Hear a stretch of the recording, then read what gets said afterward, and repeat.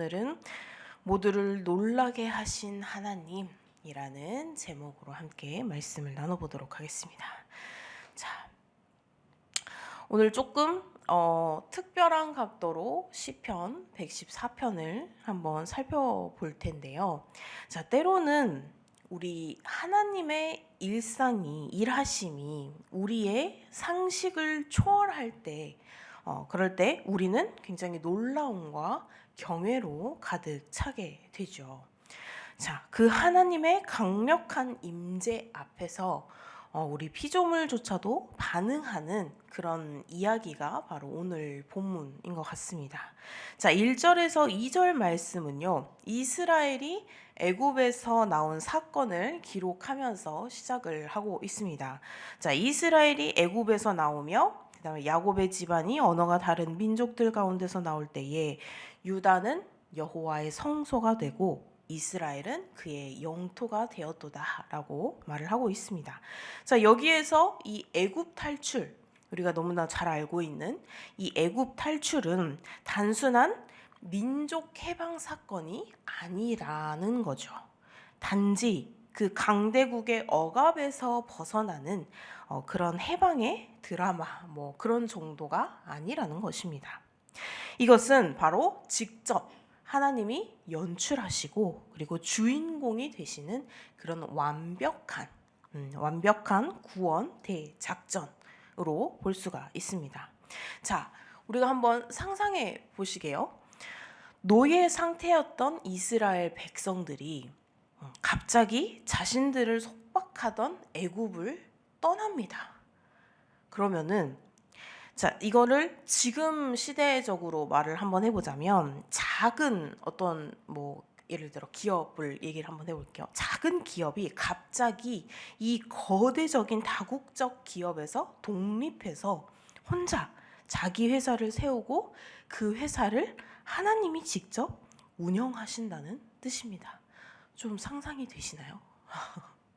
저는 그렇게도 조금 상상이 안 되는 것 같은데, 자, 애굽이요, 이때 당시에 굉장한 강국이었죠. 최고로 세계 최강의 제국이었고, 이스라엘은 거기에서 정말 아무런 힘도 없는 그런 노예였지만 하나님께서 그들을 특별하게 선택을 하신 거죠. 자, 여기에서 중요한 것은 이 유다와 이스라엘이 단순한 그냥 조그만 나라, 힘없는 나라, 이게 아니라 하나님께서 거하시는 성소요, 그리고 그분의 왕국으로 선택을 받았다는 것입니다. 자, 이렇게 하나님께서는 우리의 삶 속에서도 이와 같은 부르심을 주신다는 것입니다. 우리의 삶이, 여러분들의 삶이 하나님의 임재로 가득 찬 그런 성소라는 사실을 우리 성도님들 믿으십니까? 성경은 우리를 이렇게 거룩한 성전이라고 부르고 있습니다. 그러니 이 자신들이, 우리 성도님들이 얼마나 특별한 존재인지, 이 매일의 삶 속에서 얼마나 위대한 하나님의 계획에 초대받으신 분들인지를 우리가 기억했으면 좋겠습니다. 그래서 우리의 삶이 더 이상 평범하게 되지 않는 그 순간은 바로 하나님의 임재가 시작되는 그 순간부터라는 것입니다. 또 여기서 하나님의 이런 성소가 되었다라는 것은 단지 하나님의 거룩한 장소로서의 의미를 넘어섭니다. 그것은 바로 하나님께서 우리와 함께 계시며 하나님께서 우리를 다스리신다라는 뜻이죠. 하나님께서 우리의 왕이시고 그리고 우리는 그분의 통치를 받는 하나님의 백성이라는 것입니다. 그래서 이 진리를 우리가 계속해서 묵상하면서 우리의 삶 속에서 이렇게 하나님의 다스림을 인정하는 그러한 태도를 가지면 좋겠습니다. 자, 3절에서 6절 보면은 굉장히 흥미로운 장면을 묘사를 합니다. 바다가 보고 도망하며 또 요단은 물러갔고 산들은 순양들 같이 뛰놀며 작은 상들은 또 양들 같이 뛰었도다 라고 이야기를 하고 있습니다. 자, 바다가 도망갑니다. 바다가 도망가고 강물이 앞으로 흘러야 맞는데 강물이 뒤로 물러가고요. 그리고 산과 언덕들이 펄쩍펄쩍 뛰어다닙니다. 상상이 되시나요? 이것은 어떻게 보면 우리 현재로선 절대 일어날 수 없는, 그렇지만 애니메이션에서나 뭐 볼 수 있는, CG에서나 볼 수 있는 그러한 장면처럼 들리지 않으십니까? 그런데 여기에서 이 놀라운 일이 실제로 일어났다는 것이죠. 홍해가 갈라지고 요단강이 멈추죠. 산이 떨며 움직였습니다. 그럼 이 모든 일이 일어난 이유는 무엇일까요? 네, 그것은 바로 하나님의 임재 때문이라는 것입니다. 자, 하나님이 오셨습니다. 창조주께서 당신의 피조물들 가운데 오셨을 때 피조물들이 본능적으로 그분의 능력을 알아차린 것입니다. 그래서 그들이 경외와 두려움으로 반응했다라는 것을 지금 이 시편에서 그렇게 나타내고 있는 것이죠. 자, 홍해가 갈라진 사건은요, 단순히 이스라엘 백성들의 안전한 탈출을 위한 기적이 아니었다라는 것입니다. 그것은 하나님의 주권과 하나님의 능력을 보여주는 사건이었습니다. 요단강이 멈춘 사건도 마찬가지입니다. 하나님은 자연을 통제하시고 피조 세계를 다스리시는 분이십니다. 자, 여기에서 우리는 하나님의 능력이 얼마나 위대하고 얼마나 초월적인지를 다시금 깨닫게 되는 거죠. 자, 바다와 강물도 도망가고 산들도 펄쩍 뛰었죠. 그랬는데 그러면 우리는 하나님의 임재를 딱 맞닥뜨렸을 때 우리는 어떨까요? 가끔 우리가 하나님의 말씀 앞에서 무감각할 때가 있지는 않으십니까? 하나님이 우리의 삶 속에서 찾아오실 때 우리의 마음은 경외로 이 산들처럼 바다처럼 강처럼 떨고 있으십니까? 아니면 그냥 무감각하게 또 말씀이구나, 항상 듣던 말씀이구나 라고 무감각하게 지나치고 계시지는 않으십니까? 자, 여기서 한 가지 더 생각을 해보면요, 요즘 우리의 삶에서 바다처럼 도망가야 할 것은 무엇일까요? 혹은 산처럼 떨면서 펄쩍펄쩍 뛰면서 순종해야 할 것은 무엇일까요? 자, 하나님의 임재 앞에서는 우리의 삶 속에서 있는 모든 장애물과 문제들이 물러가야 합니다. 그분의 그 강력한 임재가 들어오시면 아무리 우리의 삶에 어떠한 것들이 있어도 다시금 우리의 삶에 우리의 질서도 새롭게 다시금 세워질 것입니다. 또한 이 장면은 단순히 두려움만을 말하고 있는 것이 아니라 그것은 기쁨의 반응이기도 하다는 것이죠. 자, 산들이 뛰놀며 즐거워했다라는 표현은 하나님의 임재가 단지 무거운 하나님의 그 권위만이 아니라 또한 생명과 기쁨의 원천이라는 것을 보여주고 있습니다. 그래서 하나님의 임재를 경험할 때 우리의 삶에서도 그러한 기쁨이 넘치시기를 소망합니다. 자, 7절에서 8절은 또 이렇게 이야기를 하고 있습니다. 땅이여 너는 주 앞 곧 야곱의 하나님 앞에서 떨지어다. 그가 반석을 쳐서 못물이 되게 하시며 차돌로 샘물이 되게 하셨도다. 자, 이 장면은 정말로 놀라운 기적을 묘사를 하고 있는데 차가운 반석에서 샘물이 터져 나옵니다. 자, 그것을 우리가 한번 상상을 해볼까요? 돌을 그냥 탁 내리쳤는데 돌에서 물이 나올 수가 있을까요? 오늘의 이야기들은 전부 우리가 현실에서 절대 볼 수 없을 것만 같은 그러한 일들이 일어나고 있죠. 자, 오늘 이것처럼 차가운 반석에서 생수가 터져 나오는 그 장면은 하나님께서 그러한 불가능 속에서도 이 하나님의 은혜를 베푸시는 그러한 상징적인 사건 중에 하나입니다. 자, 광야 같은 그러한 메마른 삶 속에서도 하나님께서는 우리에게 이렇게 생수의 강을 공급하신다는 겁니다. 자, 혹시 우리 성도님들 인생에서 지금 이런 광야와 같은 삶을 살고 계시지는 않으신가요? 또 아무리 노력을 해도 해결되지 않는 그러한 문제들이 있으실까요? 아니면 희망이 전혀 보이지 않는 상황들이 있으실까요? 그때 우리가 함께 기억했으면 좋겠습니다. 하나님은 바로 이러한 차가운 반석에서도 물을 내시는 분이시라는 것을요.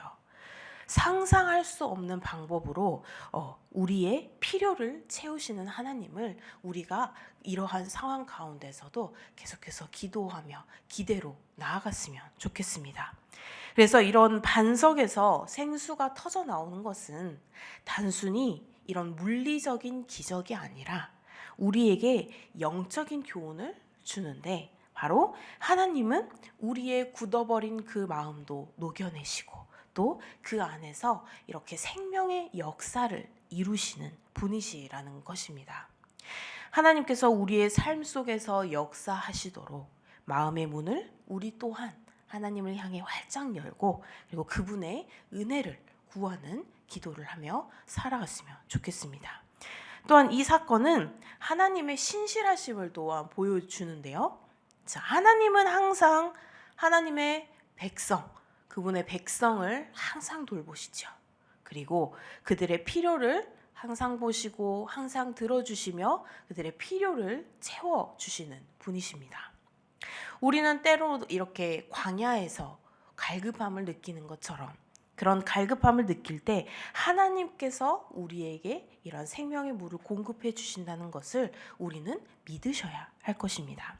그래서 그분은 언제나 가장 적절한 시점에 가장 놀라운 방법으로 우리의 필요를 채워주시는 분이십니다. 자, 마지막으로 하나님과 동행하는 삶이 우리의 삶 속에서 어떤 모습이어야 할지 우리가 함께 고민해 봤으면 좋겠습니다.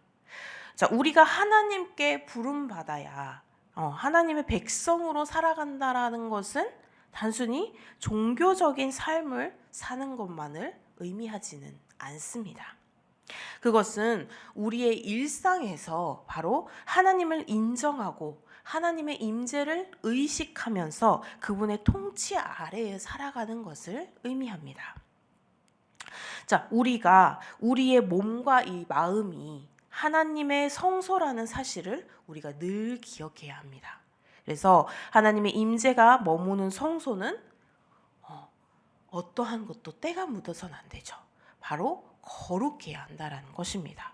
그래서 우리의 생각과 우리의 말, 또 우리의 행동, 이런 하나하나가 바로 하나님의 영광을 드러낼 수 있도록 우리의 늘 성령님의 도우심을 구해야 한다는 것입니다. 하나님께서 이렇게 우리 안에 거하실 때 우리의 삶은 더 이상 세상의 것들에 묶이지 않고 자유와 기쁨의 가운데 거할 수 있습니다. 그래서 하나님의 임재 앞에서 이런 자연까지도 반응을 했는데, 그럼 우리의 마음은 어떻게 반응을 해야 할까?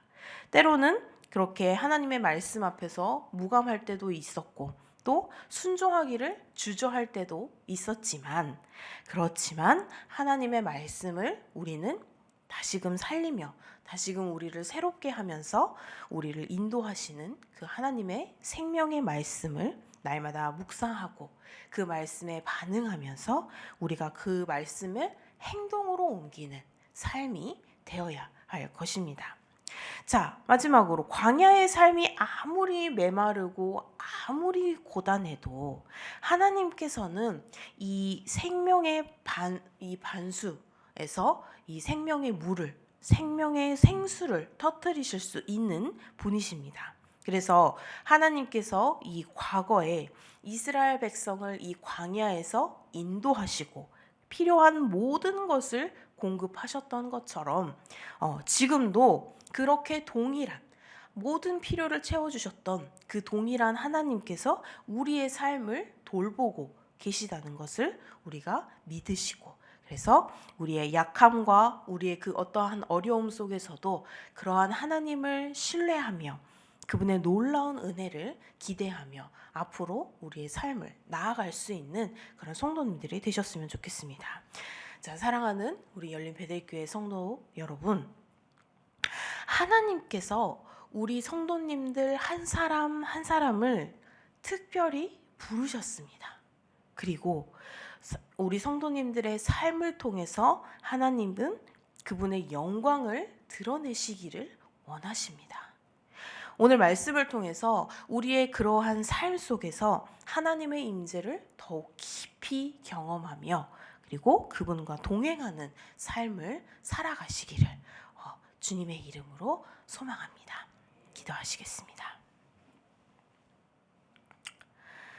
사랑과 은혜가 풍성하신 하나님 아버지, 오늘 말씀을 통해서 우리의 삶에 임하시는 그런 하나님의 놀라운 임재를 깨닫게 하심에 감사드립니다. 주님, 또한 그 우리를 주님의 성소로 삼아주시니 또한 감사드립니다. 주님, 우리의 삶이 하나님의 임재로 가득 차기를 원합니다. 하나님의 말씀 앞에 민감한 그러한 마음이 갖기를 원하며 또한 순종으로 반응하게 하는 우리가 될 수 있도록 주님 우리를 인도하여 주시옵소서.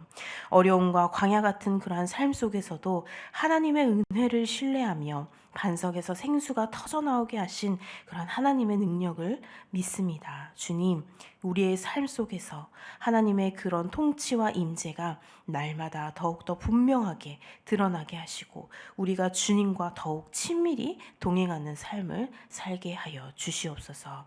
오늘 하루도 온전히 주님께 맡겨드리오니 주님, 우리의 삶 가운데 하나님의 통치 아래 살아간다는 그런 기쁨과 감사와 경외를 누리게 될 수 있는 오늘 하루가 될 수 있도록 인도하여 주시옵소서. 감사드리며 예수님의 이름으로 기도드립니다. 아멘.